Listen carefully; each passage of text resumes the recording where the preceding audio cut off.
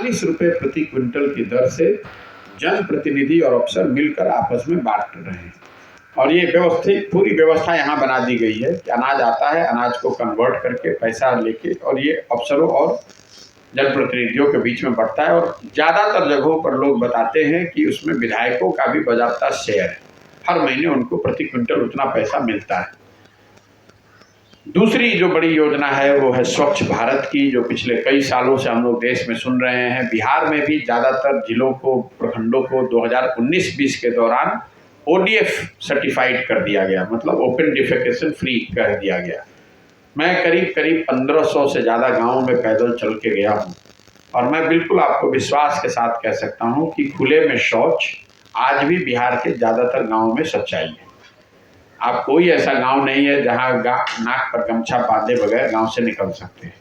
और लोग बताते हैं कि ऐसा इसलिए है, ये शौचालय योजना में 2000 प्रति शौचालय के हिसाब से या प्रति लाभार्थी के हिसाब से अधिकारियों ने पैसा लिया है। शौचालय बना या नहीं बना, और अगर बना तो उसका कोई उपयोग हो रहा है कि नहीं हो रहा है, इसकी चिंता किसी ने नहीं की है।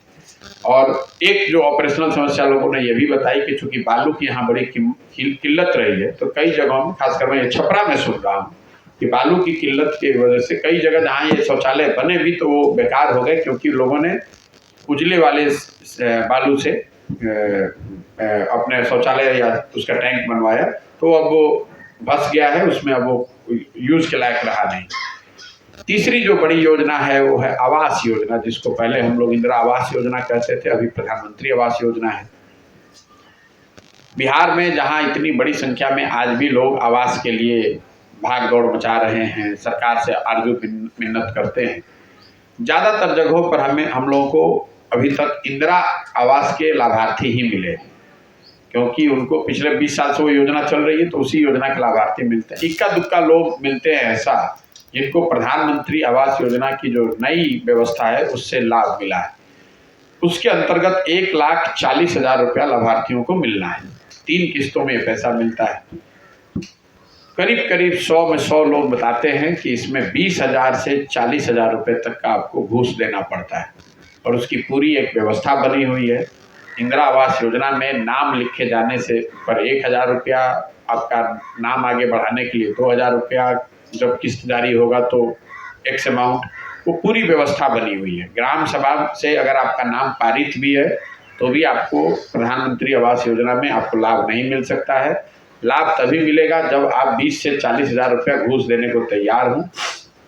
जिन पंचायतों में जनप्रतिनिधि किसी वजह से पैसा नहीं ले रहे हैं या ईमानदारी बरत रहे हैं, वहाँ पर भी सरकारी अफसरों को तो 20,000 रुपया आपको देना ही देना है। तो 20,000 से कम में प्रधानमंत्री आवास योजना का कोई लाभार्थी मुझे अभी तक मिला नहीं। जहां जनप्रतिनिधि भी पैसा ले रहे हैं वहां 30,000, 35,000, 40,000 रुपये तक भी लोग इसमें दे रहे हैं। चौथी बड़ी योजना मनरेगा की है। हम लोग ऐसा मानते हैं कि बिहार में इतनी बेरोजगारी है, इतनी गरीबी है, भूमिहीन है, तो मनरेगा एक बड़ी योजना बिहार में होनी चाहिए। जमीन पर मैं आश्चर्यचकित हूँ कि मनरेगा को करीब करीब सरकार, सरकारी तंत्र और समाज ने भुला ही दिया है, क्योंकि ज़मीन पर मुझे मनरेगा के अंतर्गत होने वाले काम ज़्यादा दिखे नहीं, और अभी तक कोई ऐसा मजदूर का समूह नहीं दिखा जो बताए लोग कि भाई ये मनरेगा का काम चल रहा है। कुछ जगहों पर लोग बताते हैं कि इस पंचायत भवन में लेबर के लिए मनरेगा का फंड का उपयोग किया गया है। कहीं जो पुराने पेड़ ओड़ लगे हुए हैं, लोग बताते हैं ये पेड़ लगाए गए हैं मनरेगा के अंतर्गत, लेकिन मनरेगा का सक्रिय कार्य कहीं अभी ज़मीन पर दिखा नहीं। और ये आंकड़ों में भी दिख रहा है, क्योंकि पिछले साल मनरेगा का यूटिलाइजेशन बिहार में है 39%। मतलब अगर 10,000 करोड़ रुपया हम लोग दिल्ली से मनरेगा के अंतर्गत ला सकते थे अपने लोगों के लिए, तो सरकार की लापरवाही, अफसरों के लापरवाही की वजह से सिर्फ 39 रुपये ही आया। 100 रुपये आना था तो 39 रुपये आया। और उस 39 रुपये में भी लोग बता रहे हैं कि 40 से 50% का पीसी है। मनरेगा में जो भ्रष्टाचार का दर है, पीसी का दर है, दलाली का दर है, वो है 40 से 50%। तो मतलब 100 रुपया में 60 रुपया आया ही नहीं, जो 40 रुपया आया उसमें 40% भ्रष्टाचार की भेंट चढ़ गया, तो 24-25 रुपये तक, 24-25 रुपये ही लोगों तक पहुंचा है। ये 4 केंद्र सरकार की बड़ी योजनाएं हैं जिसके बारे में लोग नीचे बता रहे हैं। इसके अलावा बिहार सरकार की जो योजनाएं हैं उनमें दो बातें जो हम लोग समझते हैं कि जहाँ सुधार हुआ है वो है सड़क और बिजली। निश्चित तौर पर जो स्टेट हाईवे है, नेशनल हाईवे है, उसमें सुधार दिख रहा है, हर जगह दिख रहा है, कोई उसमें इनकार की बात नहीं है। लेकिन जहाँ तक ग्रामीण सड़कों की बात है, ग्रामीण कार्य विभाग का जो आरईओ की जो रोड्स हैं या पंचायत की जो रोड है, उसकी हालत बिल्कुल बहुत ही खराब है। कमोवेश लोग यह बताते हैं कि ग्रामीण सड़कों की स्थिति आज बिहार में वही है जो लालू जी के जंगल राज में होती थी। दूसरा एक जो क्षेत्र है जिसमें हम लोग समझते हैं कि बिहार में सुधार हुआ है वो है बिजली। निश्चित तौर पर हर जगह बिजली दिखी है। जहाँ पर भी हम लोग गांव में गए हैं, टोलों में गए हैं, सुदूर टोलों में भी बिजली पहुंची है, हर घर तक बिजली लोग तार लगा के जला रहे हैं। लेकिन बिजली के आने के साथ समाज के नज़रिए से एक बड़ी समस्या है गलत और बढ़े बिल का आना। गांव में सबसे ज़्यादा लोग जो खासकर महिलाएं जो शिकायत कर रही हैं कि बिजली का बिल बहुत ज़्यादा आ रहा है। लोग 2000 से लेके 1 लाख सवा लाख रुपए तक का बिल भी दिखाते हैं। एक बार बिजली का बिल आपका गलत आ गया और बिजली का कनेक्शन कट गया तो लोगों की समझ से या लोग जो बता रहे हैं कि महीनों तक, सालों तक आपको लोग अदालतों का चक्कर लगाना पड़ेगा, या फिर आपका बिजली का कनेक्शन जब कट जाएगा तो लोग कटिया उटिया डालकर फिर अपना जला रहे हैं। जो दूसरी योजनाएं हैं, नल जल योजना, जिसकी चर्चा बहुत होती है क्योंकि बड़े पैमाने पर नीचे इसको इम्प्लीमेंट करने का प्रयास किया गया है। सरकार का दावा ऐसा है कि 2/3 मतलब 70 से 75 जिले वाइज सरकार के जो आंकड़े हैं उनके वेबसाइट पे वो बताते हैं कि 70 से 75% जगहों पर नल जल योजना चल रही है। जमीन पर जो हम लोग देख रहे हैं 70 से 75% योजनाएं नहीं चल रही। शिवहर में, पश्चिम चंपारण में तो 100 में 90 योजना नहीं चल रही है, लेकिन पूर्वी चंपारण में, सिवान में, गोपालगंज में और छपरा में भी अभी तक जो मैंने देखा है 10 में 7 योजना नहीं चल रही है, 10 में 2-3 योजना ही चल रही है। एक तो इसके बनने में जो टेक्निकल खराब गलती हुई है, भ्रष्टाचार हुआ है, वो तो एक वजह है। एक जो बड़ी वजह जिसकी वजह से बड़ी संख्या में ये योजनाएं विफल हैं वो है जमीन के स्वामित्व को लेकर जो झगड़ा है। जिस जमीन पर इन टंकी को बनाया गया है, नल जल योजना को बनाया गया है, उसके स्वामित्व को लेकर समाज में बहुत तरह के विरोधाभास हैं। ज़्यादातर जगहों पर, कई जगहों पर ऐसा मैंने देखा कि जो वार्ड सदस्य उस समय के थे उन्होंने अपने घर या अपने ज़मीन में या अपने रिश्तेदारों की ज़मीन में इसको लगवा दिया।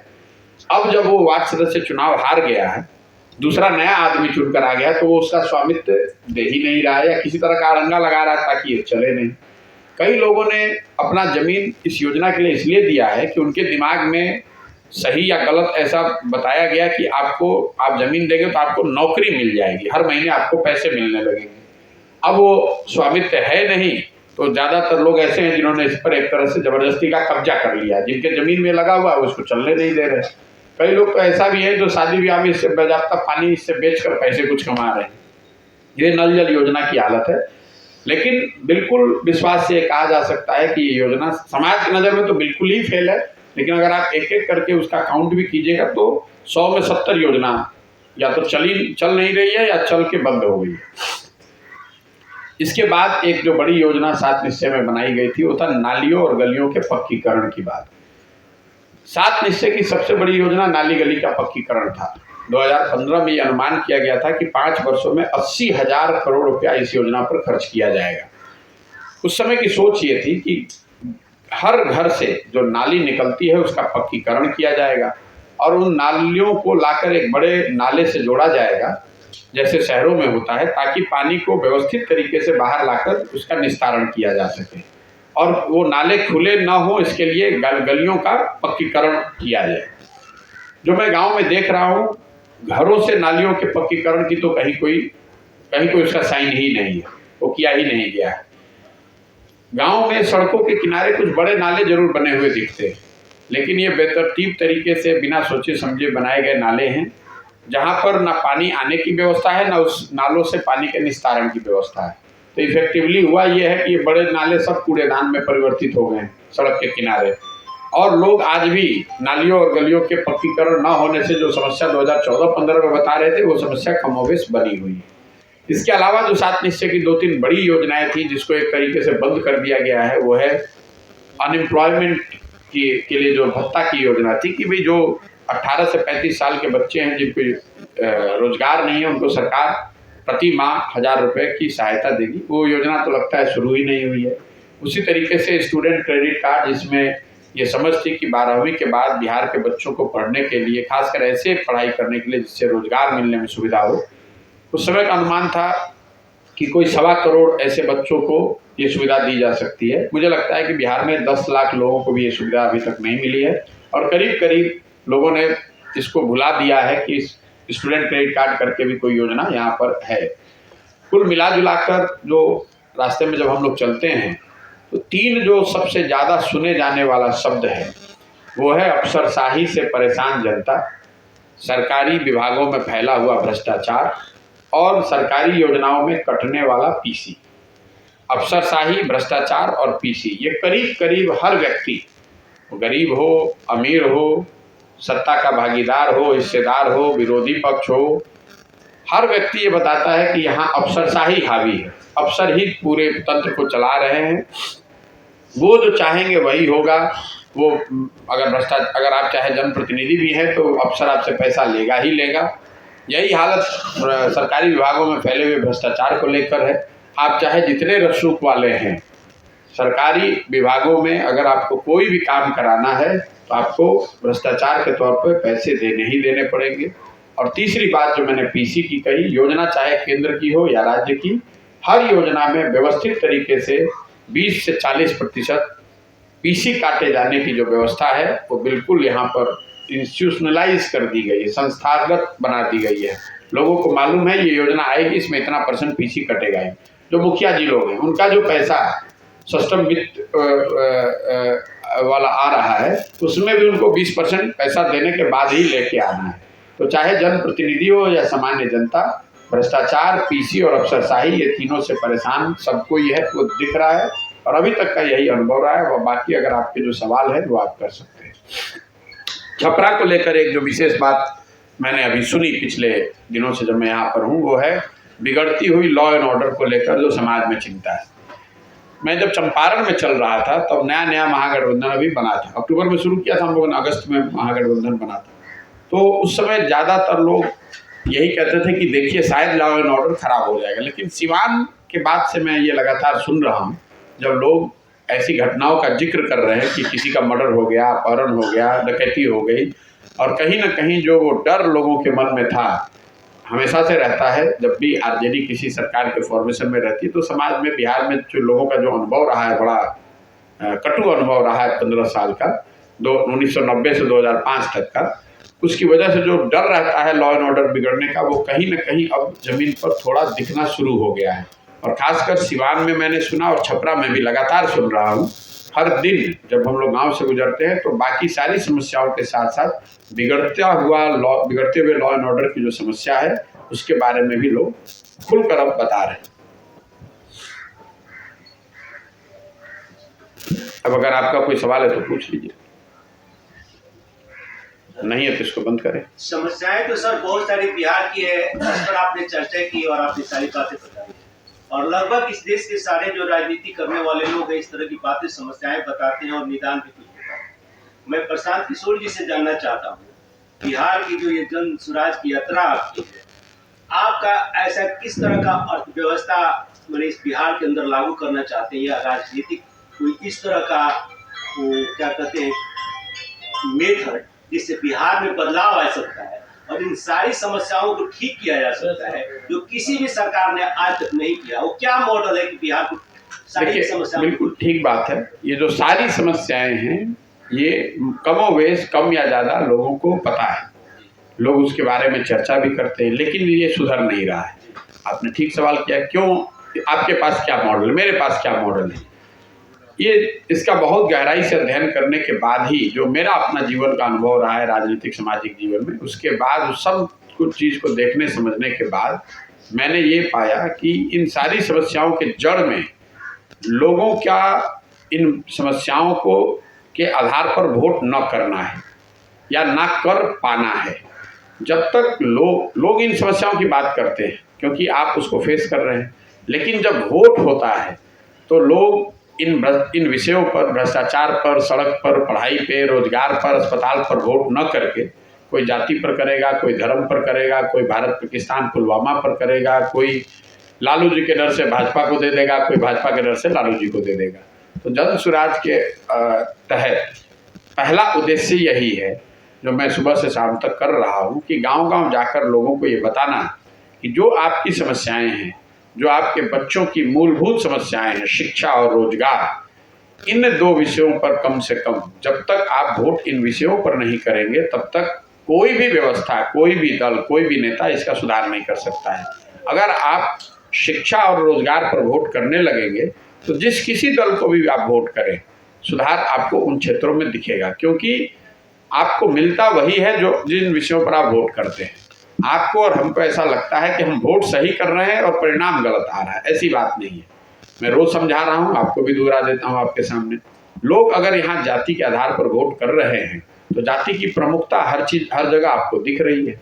लोग अगर भारत पाकिस्तान के नाम पर वोट कर रहे हैं, हिंदू मुसलमान के नाम पर वोट कर रहे हैं, तो हम और आप जब टीवी चलाते हैं, कहीं बैठते हैं, तो भारत पाकिस्तान, हिंदू मुसलमान की चर्चा हर जगह सुन रहे हैं।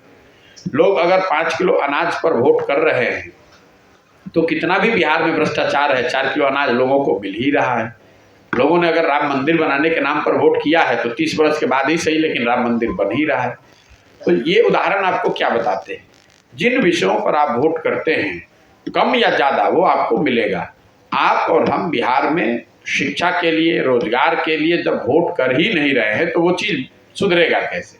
यही पूरा जन सुराज का अभियान है। यही मेरा पूरा प्रयास है कि पहले समाज को इस बात के लिए समझाया जाए, जागृत किया जाए कि भाई आप अपने और अपने बच्चों के भविष्य के लिए जो जरूरी शिक्षा और रोजगार है उसके लिए वोट कीजिए।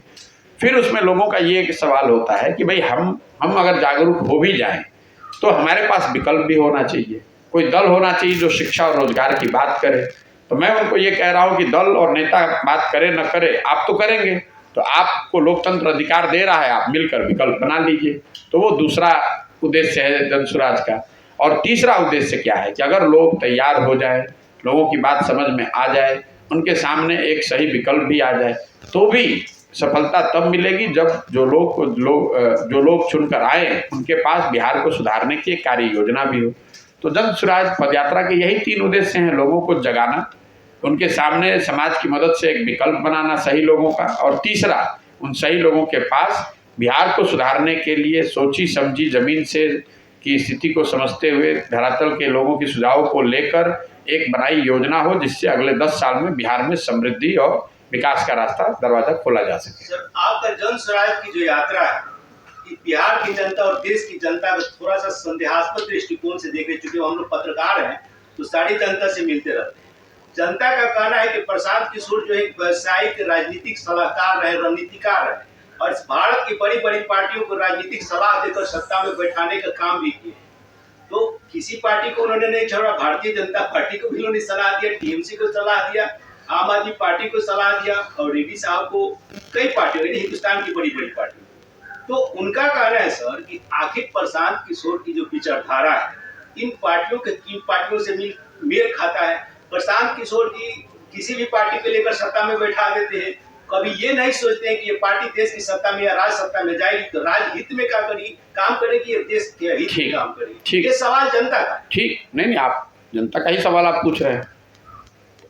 इसी देश की जनता ने पिछले 50 साल में जितने पार्टियों का आपने नाम गिनाया, इन सबको आपने कभी न कभी सत्ता में बैठाया है, सबको आपने वोट दिया है। आपने कभी कांग्रेस को वोट किया होगा, फिर आप ही एज ए वोटर कभी भाजपा को वोट करते हैं, कभी महागठबंधन को वोट करते हैं, कभी जनता दल को आपने वोट किया, कभी जेपी को लेकर आए। तो लोकतंत्र में जो संविधान है वो आपको बताता है कि जिस दल, जिस नेता, जिस विचारधारा पर भी आपका विश्वास हो, उस नेता, उस दल के साथ मिलकर आप काम कीजिए, उसको वोट दीजिए, उसके साथ खड़े होइए। लेकिन वो विश्वास, वो मत 5 वर्ष के लिए है, जीवन भर के लिए नहीं है। तो पहले आप मूल को समझिए। तो अगर आपने किसी को वोट दिया तो या किसी का आपने समर्थन किया कभी जीवन में, तो इसका मतलब ये नहीं कि जीवन भर के लिए आपने बंधुआ मजदूरी लिख दी है। आपने समर्थन किया, मदद करी, वोट दिया, और आपने अपेक्षा करी कि 5 वर्ष में वो दल, वो नेता, वो विचारधारा आपके और आपके समाज, आपके बच्चों के लिए बेहतर काम करेगा। अगर वो करता है तो आप उसके साथ बने रहिए, नहीं करता है तो आपके पास वो अधिकार है कि आप छोड़कर अपना मत बदल सकते हैं, किसी दूसरे का साथ दे सकते हैं। ये सामान्य जनता की बात है। आपने कहा कि मैंने ये किया वो किया, भाई जो किया है वो समाज के सामने है। चोरी नहीं की है, भ्रष्टाचार नहीं किया है, किसी का गला नहीं काटा है, अपनी विद्वता, अपने मेहनत, अपने परिश्रम से अपनी एक पहचान बनाई है। जिस चीज़ को आप कह रहे हैं इनकी मदद की, उनकी मदद की, किसी ने एहसान तो किया नहीं है। पूरे देश में उस विधा को मैंने अपने क्षमता से खड़ा किया है। आज इस देश में 20,000 से ज़्यादा लड़के, मैंने तो वो काम छोड़ दिया, लेकिन आज भी इस देश में 20,000 से ज़्यादा लड़के जो इस यहाँ के सबसे अच्छे स्कूलों से, कॉलेजेस से पढ़कर निकले हैं, वो उस काम को कर रहे हैं। तो अगर उस चीज़ को करने में कोई मेरिट ही नहीं है तो फिर लोग कर क्यों रहे हैं, लोग मदद क्यों ले रहे हैं। तीसरी बात, आपने कहा कि ये तो किसी का कुछ भी कर देते हैं। तो भाई जो मैंने 10 साल काम किया, वो काम करके सीखा, समझा, अनुभव किया, और उन सारे अनुभवों, सारे समझ के बाद जो मेरी बात, जो मेरी समझ अपनी बनी है, उसका निचोड़ है जनसुराज। कि अगर समाज में, अगर आपको कुछ सुधार लाना है तो उसके लिए आपको समाज के स्तर पर प्रयास करना पड़ेगा। बिना समाज के स्तर पर प्रयास किए कोई राजनीति में आमूलचूल परिवर्तन नहीं लाया जा सकता है। अब अंतिम बात कि भाई जनता का भरोसा नहीं है तो नहीं है, उससे आपको काहे घबराहट हो रही है। मुझे तो कोई घबराहट नहीं है। मैं चुनाव लड़ाता हूँ, लड़ा सकता हूँ या उसका प्रबंधन करता हूँ, उस चीज़ को कोई अखबार वाले के लिखने पर तो जनता ने माना नहीं है। उस चीज़ को मैंने प्रामाणिक तौर पर 10 साल देश के अलग अलग हिस्सों में किया है, करके दिखाया है। तभी तो आप जानते हैं कि चुनाव प्रबंधन भी कुछ हो सकता है। तो मैं अब जो कर रहा हूँ, आप इसको देखिए, इसका आलोचना कीजिए, इसका मूल्यांकन कीजिए। जब इसको मैं अगर सफलतापूर्वक कर पाऊंगा तो अपने आप मानिएगा, नहीं कर पाऊंगा तो आपका संदेह सही साबित होगा। तो मैं रोज़ कहता हूँ कि मेरे कथनी पर नहीं, मेरे कथनी पर मत जाइए, मेरे करनी को देखिए। कहने को तो सब आदमी अच्छा ही कहता है, मैं जो कर रहा हूँ उसको देखिए। मैं पदयात्रा कर रहा हूँ, इस पदयात्रा में अगर आपको कुछ कमी ज़्यादा गलती सही लग रहा है तो वो पूछिए। पदयात्रा करने के बाद जो करूँगा वो भी आपके सामने होगा। सर एक बात, आप तो बहुत से पार्टी का समर्थन किए हैं, यानी कि सपोर्ट किए हैं, चुनाव में मदद किए हैं, चुनाव जितवाए हैं। 71वां वर्ष है बिहार के सत्ता का स्पेशली हम बता रहे हैं कि शायद 71वां वर्ष चल रहा है। आपके नज़र में कोई ऐसा लीडर जो विकास के तौर पर काम करना चाहा हो, विकास के तरफ बढ़ाना चाहा हो, भले उसके पार्टी के वजह से विफल रहा हो, कोई ऐसा नेता या पार्टी आपके नज़र में बेहतर ठीक अब तक का? ठीक बात। आप मेरी बातों को अगर सुनेंगे, जब मैं जो बोलता हूँ कि मैं ये कह रहा हूँ कि बिहार के अगर विकास के आप आंकड़ों को देखेंगे तो बिहार किसी एक दल या एक नेता के रिजीम में पीछे नहीं गया है। 1965 के बाद से बिहार किसी न किसी विकास के मानक पर दूसरे राज्यों के मुकाबले पिछड़ रहा है। और 1965 से लेकर अभी तक बिहार में कोई 27-28 अलग अलग लोग मुख्यमंत्री बने। तो हर आदमी गलत है ये तो मान नहीं सकते, हर किसी ने प्रयास नहीं किया ये भी नहीं कह सकते। इसीलिए मैं जो कह रहा हूँ कि जिन नेताओं ने भी बिहार में, जो नेता भी सत्ता में रहे, जो दल भी सत्ता में रहा, उन्होंने जो किया या उन्होंने जो करने का दावा किया, दोनों को आप सही मान लीजिए और दोनों के लिए उनको धन्यवाद भी कह दीजिए। आप कह रहे हैं एक, मैं तो सब 25-26 सबको धन्यवाद दे रहा हूँ, सबको साधुवाद कह रहा हूँ, लेकिन अगर उन्होंने जो किया या करने का दावा कर रहे हैं, सब बात को आप सही मान भी लें, तो भी आज सच्चाई तो यही है कि बिहार देश का सबसे गरीब, सबसे पिछड़ा, सबसे ज़्यादा अशिक्षित, सबसे ज़्यादा भुखमरी और बेरोजगारी वाला राज्य है। तो सामान्य ज्ञान रखने वाला कोई भी व्यक्ति आपको बताएगा कि जिन रास्तों पर हम 50 साल से चल रहे हैं, उस रास्ते पर चलकर तो हम आगे विकास नहीं कर सकते, क्योंकि अगर होना होता तो पिछले 50 साल में हो गया होता। दूसरे राज्य जो हम लोग के बराबर के राज्य थे 1950-1960 के दशक में, वो तो बहुत आगे चले गए। तो कुछ तो ऐसा करना पड़ेगा जो पीछे से अलग है। और इसीलिए मैं फिर आपको बता रहा हूँ कि नेताओं के सही या गलत का मतलब ही नहीं है। जब तक समाज में वो सुधार नहीं होगा, समाज में वो चेतना नहीं आएगी, तब तक आप बिहार को नहीं सुधार सकते। मैं रोज कहता हूँ कि अगर आप हम लोग जब पंचायतों में जाते हैं तो मैं रोज़ ये बता रहा हूँ कि अगर आप 500 रुपया लेकर मुखिया के उम्मीदवार को वोट देंगे तो फिर वो और आग हल्ला मचाइएगा कि मुखिया बहुत चोरी कर रहा है, तो दोनों बात तो नहीं हो सकती। अगर आप 500 रुपया लेकर वोट देंगे तो मुखिया आएगा तो चोरी करेगा ही करेगा। अगर आप जाति के आधार पर वोट देंगे तो स्वाभाविक तौर पर नेता जब आएगा तो जात की बात करेगा। अगर आप हिंदू मुसलमान के नाम पर वोट देंगे तो स्वाभाविक तौर पर जब नेता आएगा तो चुनाव के समय में हिंदू मुसलमान करेगा। अगर आप शिक्षा के नाम पर वोट करेंगे तो नेता चाहे किसी दल का हो, उसको शिक्षा पर झूठ ही बोलना है तो भी झूठ शिक्षा पर ही बोलेगा ना। लेकिन आप तो शिक्षा की बात ही नहीं कर रहे हैं, आप तो पढ़ाई की रोजगार की बात ही नहीं कर रहे हैं। बिहार में शिक्षा, रोजगार, कृषि, उद्योग, इन बातों का सामाजिक राजनीतिक जीवन में की चर्चा में शामिल नहीं होना सबसे बड़ी समस्या है। कोई व्यक्ति या दल समस्या नहीं है। आप और हम शिक्षा की चिंता ही तो सब कर रहे हैं, शिक्षा व्यवस्था ध्वस्त है, लेकिन शिक्षा पर कोई चर्चा नहीं है, कोई सवाल नहीं है, कोई धरना नहीं है, कोई प्रदर्शन नहीं है, कोई आंदोलन नहीं है। किसान बेहाल है, लेकिन समर्थन मूल्य के लिए पूरे बिहार में कोई किसानों का आंदोलन आज तक नहीं हुआ, कोई किसान का संगठन नहीं है। तो जिन मुद्दों से कोई बारे में आप जानते हैं, जिन परेशानियों को आप झेल रहे हैं, उस पर अगर आप वोट नहीं करेंगे तो लोकतंत्र में सुधरेगा कैसे। और बिहार में यही हो रहा है कि आपकी जो समस्याएं हैं आप उसके बारे में जानते हैं, चर्चा करते हैं, लेकिन वोट आप बिल्कुल उलट मुद्दे पर कर रहे हैं। वोट आप इस पर कर रहे हैं कि गुजरात में बुलेट ट्रेन बन गया, मैसूर में हाईवे बन गया, उसको आप टीवी पर देखते हैं और कहते हैं भारत बहुत मजबूत हो रहा है। ये नहीं देख रहे हैं कि आपके गांव की सड़क की क्या हालत है, ये नहीं देख रहे हैं कि भाई गुजरात में बुलेट ट्रेन बन गया और हम लोग को यहाँ पैसेंजर ट्रेन भी नहीं मिल रहा है। भाई गुजरात में विकास हो रहा है ना, महाराष्ट्र में, कर्नाटक में विकास हो रहा होगा, बिहार में तो नहीं हो रहा है। तो आपको जब अपने बच्चों की चिंता नहीं, अपने गाँव की चिंता नहीं, अपने घर की चिंता नहीं है तो आपको भुगतना ही पड़ेगा। यही परेशानी का कारण है यहाँ पर। प्रशांत किशोर पे लोग सब कैसे भरोसा करें? प्रशांत किशोर 2020 में एक बार आए थे और बिहार के विकास की बात की थी, उसके बाद सीधे 2022 में उन्होंने जन सुराज लेते हैं। पहले तो आप अपना डेट ठीक कर लीजिए, मैं कभी 2020 में नहीं आया हूँ। 2019 फरवरी में, डेट याद कर लीजिए, फरवरी 2019 में मैं आया था। मैंने बात बिहार की का एक अभियान डिजिटल शुरू किया। ये बताया कि 1 महीने तक ये अभियान डिजिटली जितने भी बिहार के युवा इससे जुड़ना चाहते हैं, सोशल मीडिया के माध्यम से वो जुड़े। उसके बाद ज़मीन पर इस अभियान का अगला चरण शुरू किया जाएगा।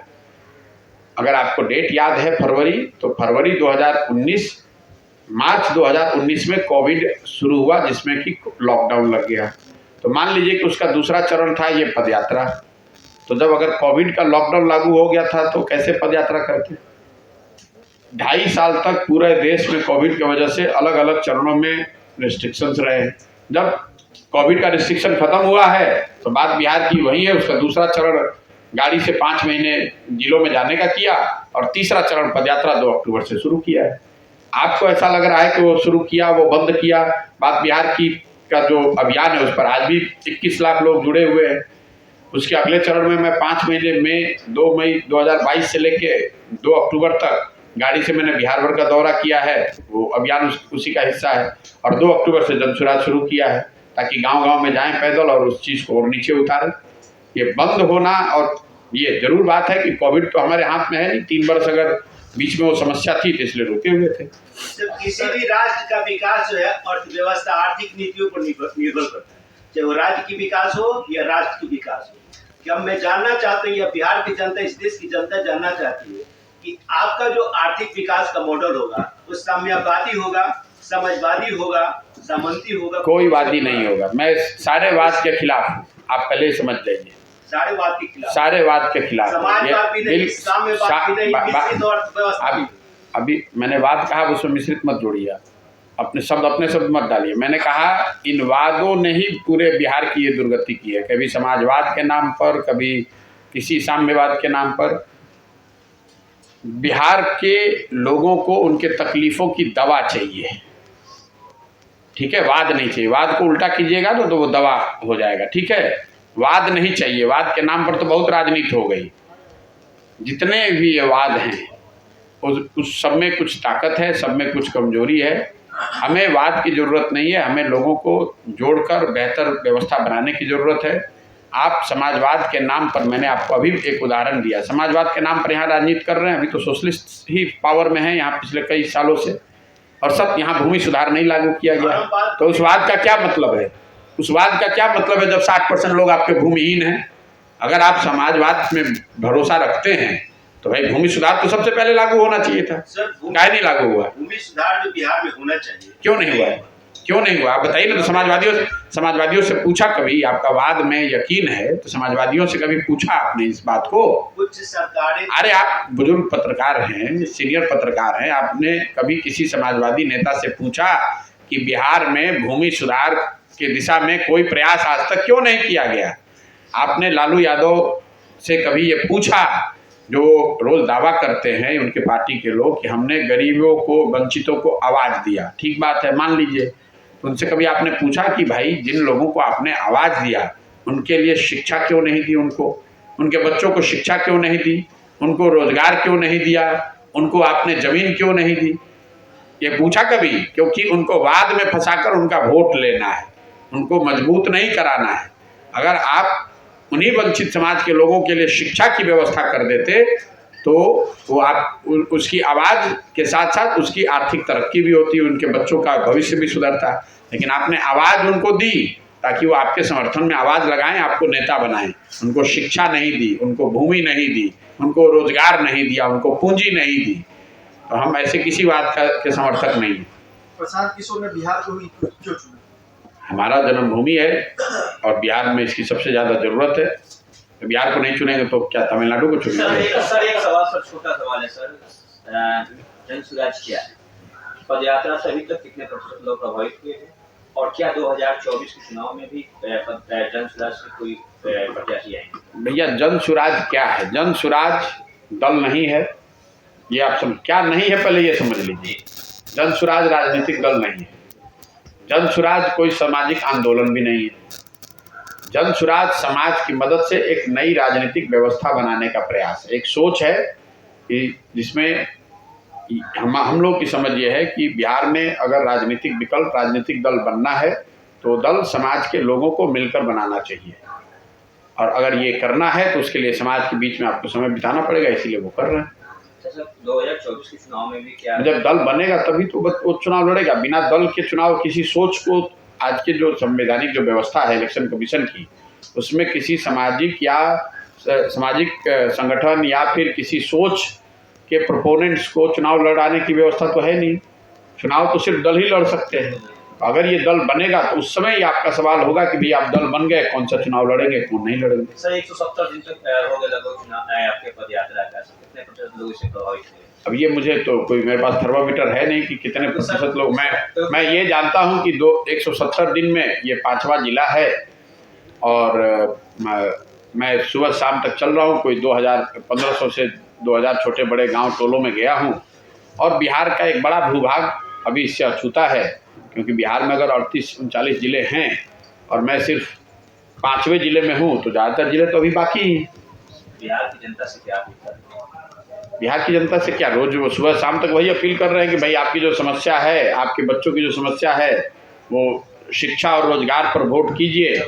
जिस विचारधारा, जिस नेता पर भी आपका भरोसा हो, वोट उसको कीजिए, लेकिन वो वोट शिक्षा और रोजगार पर होना चाहिए, तभी बिहार में दुर्दशा लोगों की सुधरेगी। और नहीं तो आप बात करते रहिएगा, गाना गाते रहिएगा, इससे बिहार सुधरने वाला है नहीं। अगर बिहार को सुधारना है तो संकल्प लीजिए कि आप शिक्षा और रोजगार, यही 2 चीज़ है जिस पर आपको वोट करना है। जिसको भी वोट करना है कीजिए, हमें उससे मतलब नहीं है, लेकिन वोट होना चाहिए शिक्षा पर, वोट होना चाहिए रोजगार। बहुत बहुत धन्यवाद।